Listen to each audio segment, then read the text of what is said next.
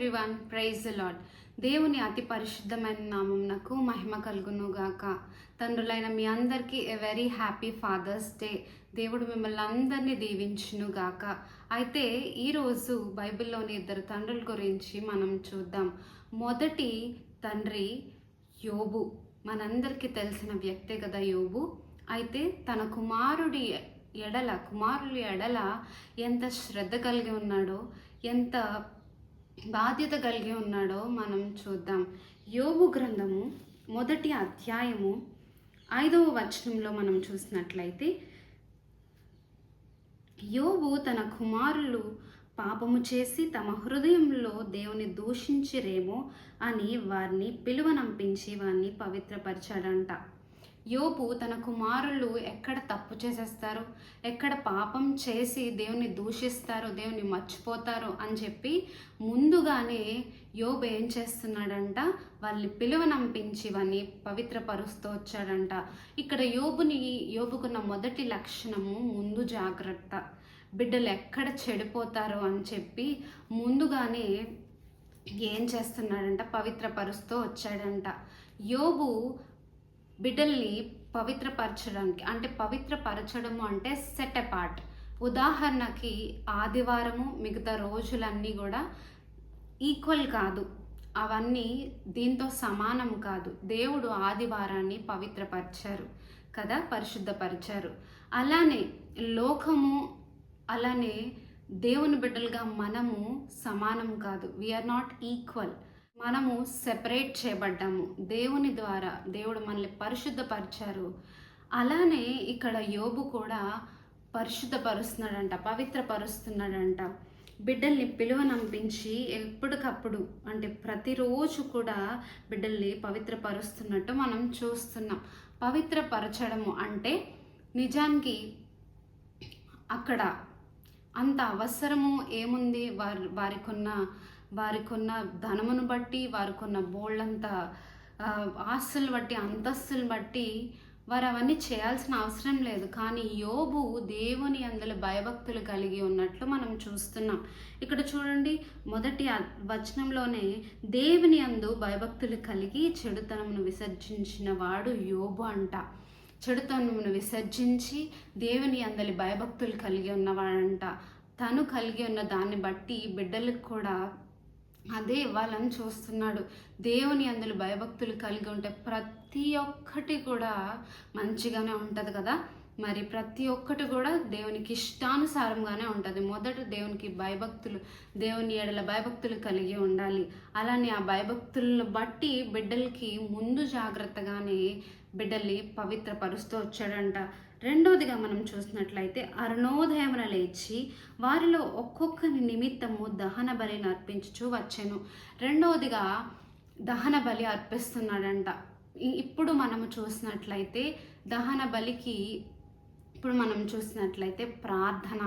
ప్రార్థన చేస్తున్నాడంట. మనం చూడండి, ప్రార్థన చేసినప్పుడు అందరినీ కూడా ఒకే ప్రార్థనలో కలిపేసి ప్రార్థన చేస్తూ ఉంటాం. కానీ ఇక్కడ యోబు అలా చేయట్లేదంట. ఒక్కొక్కరి నిమిత్తము దహన బలులు అర్పిస్తూ వచ్చాడంట. అక్కడ రెండోదిగా మనం చూసినట్లయితే రెస్పాన్సిబిలిటీ. ఒక్కొక్క కుమారుడు ఇంపార్టెంట్. ఒక్కొక్క కుమారుడు ఎలా అంత బాధ్యత కలిగి ఉన్నాడు యోబు. ఎవరిని మర్చిపోవట్లేదు. పైగా ఇది ప్రతిరోజు క్రమము తప్పకుండా చేస్తున్నట్లు కూడా మనం చూస్తున్నాము. యోబు నిత్యము అలాగు చేయుచుండెను అని రాయబడి ఉంది. కన్సిస్టెన్సీ ఉంది, ఎక్కడ ఆపట్లేదు. ఎప్పటికప్పుడు నిత్యము అలాగ చేస్తూ వచ్చాడంట. ఇదంతా ఎందుకు చేశాడు యోబు అనంటే, ప్రేమను బట్టి, కుమారుడి ఎడల ప్రేమను బట్టి ఇవన్నీ చేస్తున్నట్లు మనం చూసాం. మొదటిగా యోబుకున్న లక్షణము ఏంటిదంటే, తన కుమారులు ఎక్కడ పాపం చేస్తారని చెప్పి ముందు జాగ్రత్తగానే వాళ్ళని పిలువనంపించి వారిని పవిత్రపరిచాడు. రెండవది రెస్పాన్సిబిలిటీ. యోబుకి తన బిడ్డల ఎడల ఉన్నది రెస్పాన్సిబిలిటీ, బాధ్యతను బట్టి ప్రతి ఒక్కొక్కరి నిమిత్తము దహన బలులు అర్పిస్తూ వచ్చాడు. మూడోది కన్సిస్టెన్సీ. ఎక్కడ కూడా ఆపట్లేదు. ప్రతి నిత్యము కూడా అలాగ చేస్తూ వచ్చాడు. ఇదంతా ప్రేమను బట్టి, దేవుని ఎడల భయభక్తులు కలిగి తన కుమారుల బాధ్యత కలిగి ఇదంతా యోబు చేస్తున్నట్లు మనం చూస్తున్నాం. అయితే మన బిడ్డల ఎడల మనము బాధ్యత కలిగి ఉంటున్నామా? మన యోబు మంచి తండ్రిగా ఉన్నట్లు మనం చూస్తున్నాము. రెండవ తండ్రి మనం చూసినట్లయితే మొదటి సమూయేలు గ్రంథము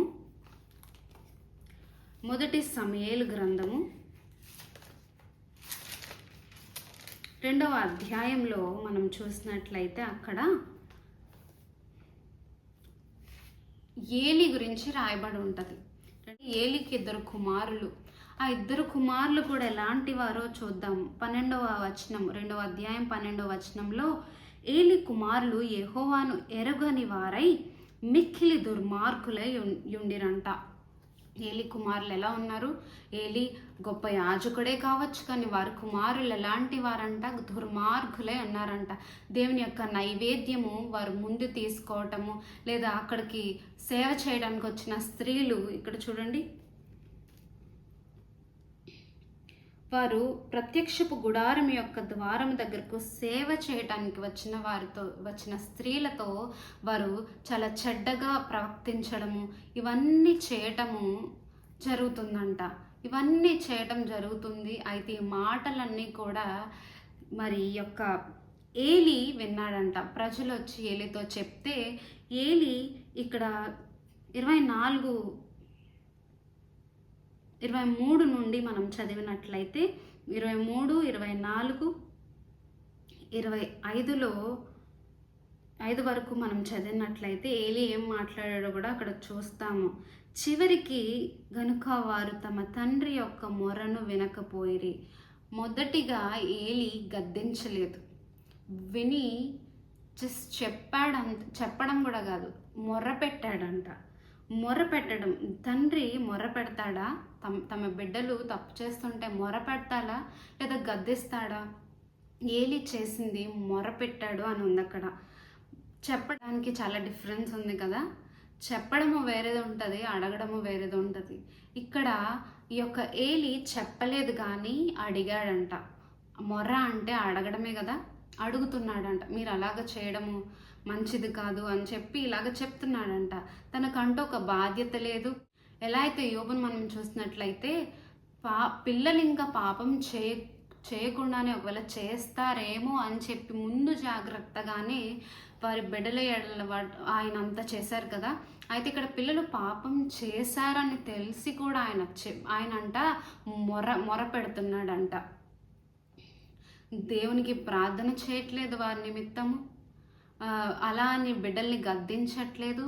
వారి ఎడల అతి ప్రేమ కలిగి, అంటే దేవుని కంటే ఎక్కువ ప్రేమ బిడ్డల పైన చూపించి వారు ఏం చేసినా కూడా తను పట్టించుకోవట్లేదు, తను గద్దించట్లేదు. ఇక్కడ మనం చూసినట్లయితే కింద 30వ వచనంలో ఉంటుంది, నాకంటే నీ కుమారులను నీవు గొప్ప చేయుచున్నావు.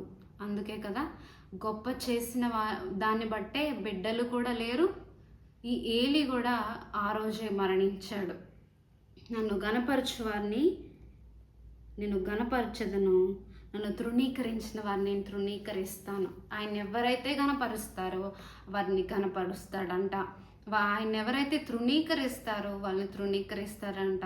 ఈరోజు తండ్రులుగా మీ బిడ్డల ఎడల ఎటువంటి బాధ్యత కలిగి ఉన్నారు? మీ బిడ్డల ఎడల ఎటువంటి జాగ్రత్త కలిగి ఉన్నారు? మీ బిడ్డల ఎడల ప్రేమ అది ఎటువంటి ప్రేమ? వారు చెడుతనమునకు పోయినా కూడా దాన్ని ప్రోత్సహించే ప్రేమ, లేకపోతే వారు చెడుతనమును ఎక్కడ చేస్తారేమో అని భయపడి ముందు జాగ్రత్త కలిగిన ప్రేమ, లేదా గద్దించే ప్రేమ? మీరే చూసుకోండి. మరి దేవునికి లెక్క అప్పచెప్పవలసిన వారిగా మనమందరము కూడా ఉన్నాం. ఇప్పుడు మీకంటూ ఒక బిడ్డలు కలిగి ఉన్నారంటే అది దేవుడిచ్చింది, అది దేవుడిచ్చిన స్వాస్థ్యం అంటే అది దేవునిది. మరి మీరు దాన్ని ఎలాగా దేవుని ఎడల వాడుతున్నారు? వారు బైబిల్ చదువుతున్నారా? వారు ప్రార్థన చేస్తున్నారా? ఇవన్నీ కూడా మీరు పట్టించుకోవాలి. చదువులు ఒక్కటే చూడకూడదండి.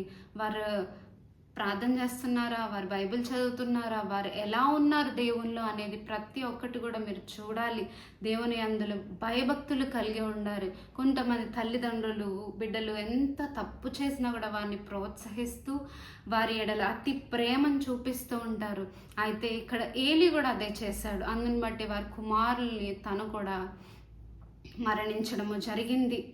అలాగా దేవుని మహిమ నిమిత్తము పిల్లలు ఎప్పుడు కూడా ఉండాలి. బలవంతుని చేతిలో బాణము వంటి వారుగా మన బిడ్డలు ఉండాలి.